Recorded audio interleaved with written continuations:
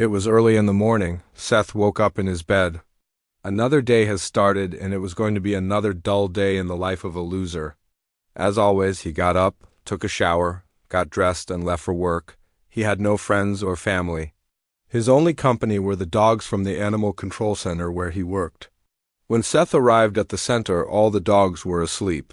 He made sure that everyone was fed and played with. Then he entered the cage of a brown dog named Lexi. He hugged her tightly. Even the smallest sign of affection made him happy. When it was time to go home, Seth took the bus. He sat down next to a girl who was writing in her notebook. It was Holly, a girl from his high school. Seth knew her because she was popular and he was 1 year above her. He had never really hung out with her before, but he wanted to get her attention. So when he got off the bus, he said, "Hey, Holly, right? I knew you looked familiar, but I couldn't place it." She didn't recognize him. We went to high school together," Seth explained. "Oh, yeah, sure," Holly replied. She was busy writing something in her notebook.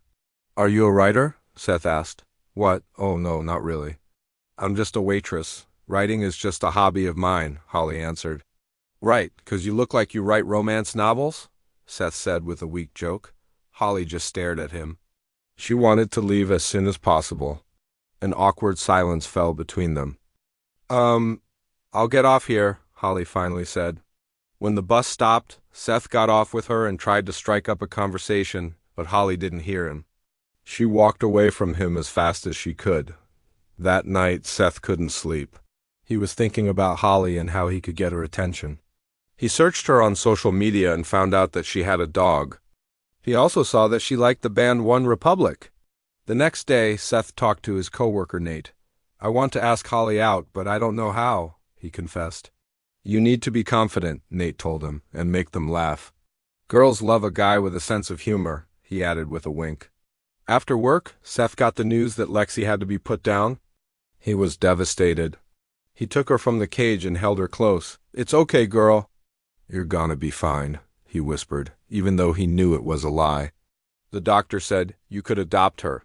That way she could live the rest of her life in a loving home." "I wish I could, but I live in a no-pets building and I can't afford better housing," Seth explained sadly. There was nothing the doctor could do. So he gave Seth a sedative and soon Lexi went to sleep. He thanked the doctor and carried her to the car. He brought her to the crematory with a heavy heart. When Lexi was gone, Seth removed her profile from her cage. But suddenly he heard a noise coming from the restricted area. He opened the door, but there was nothing there. Maybe it was just his imagination. That night, Seth couldn't stop thinking about Holly. He went back to her social media and wrote down everything he learned about her. He zoomed in on every picture until he found out where she worked. The next day, Seth went to the diner where Holly worked. He had to reintroduce himself because she didn't recognize him.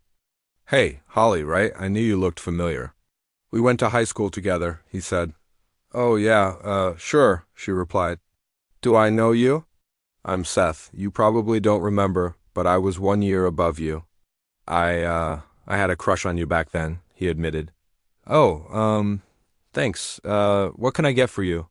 Holly asked. She was still kind, but she kept a distance from him. "A coffee, please," he said. "Sure," she replied. A few moments later, Seth asked, "So, would you like to go out sometime?" "Sorry, I have a boyfriend," Holly answered. "You don't?" Seth blurted out. "What did you say?" Holly asked with wide eyes. She quickly placed the bill on the table and walked away. Seth was stunned. He had no idea she was seeing someone else. He felt awful for accusing her. That evening, Holly was walking home when she felt like someone was following her. She turned around, but there was no one there. When she reached her house, she noticed a man hiding in the bush. "Who's there?" she shouted. "It's just me. Sorry, I was waiting for my mom," the man replied. It was Seth. Holly felt relieved, but she was still uneasy. She unlocked the door and went inside. "Claire, someone was just outside. I think someone might be stalking me," she said. Her roommate didn't believe her. "Don't be silly. It's just your ex, Eric. He's probably still in love with you," Claire said. "No, it wasn't Eric. I'm sure of it," Holly replied. Then she got a call from Eric. "Hey, beautiful, what are you doing?" he slurred.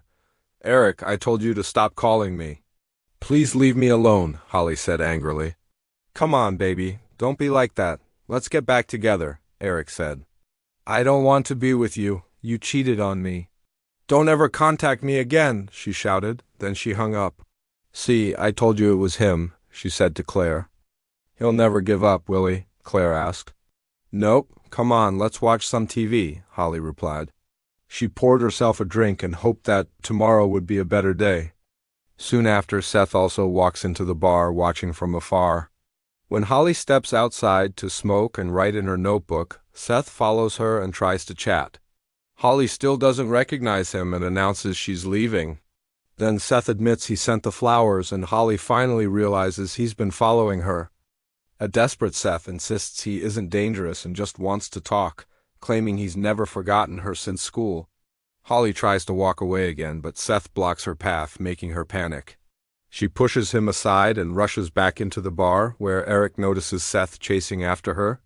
After Holly explains what happened, Eric jumps over the counter and punches Seth in the face. Even while bleeding on the floor, Seth starts laughing, which only makes Eric angrier.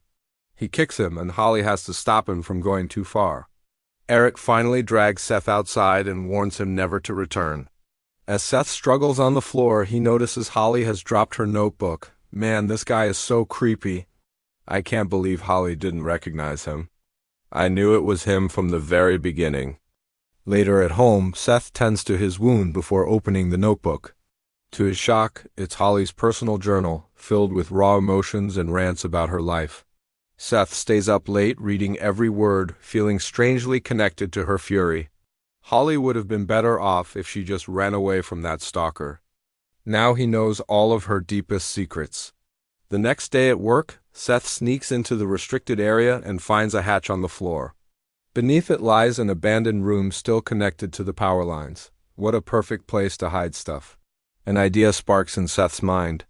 For the next few days, Seth secretly gathers supplies, following tutorials to build something in that forgotten space. He keeps reading Holly's journal obsessively, while also stealing medicine from the shelter. At home, he tests the sedative on himself and is thrilled when it knocks him out without side effects. A few nights later, Holly is walking home when she feels eyes on her again. She quickly sprays her pepper spray at a figure only to realize she hit a random homeless man by mistake.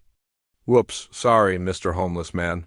She runs off nervously while Seth stays hidden, silently observing the chaos. That night, Seth sneaks into Holly's apartment through the window. She hears a sound and rushes to check, but only finds the window ajar. She shuts it, thinking it's nothing unusual, before heading to bed. Suddenly, Seth leaps from the shadows and knocks her unconscious with the sedative. Man, that was quick. Holly struggles briefly before falling still. Afterward, Seth hides her inside a box and takes her to the shelter. When Nate questions him, Seth lies, saying their boss called about an emergency delivery. Nate believes him and only makes him sign the paperwork. As Holly stirs inside, Seth coughs to mask the noise. Nate hears something strange but dismisses it as the AC.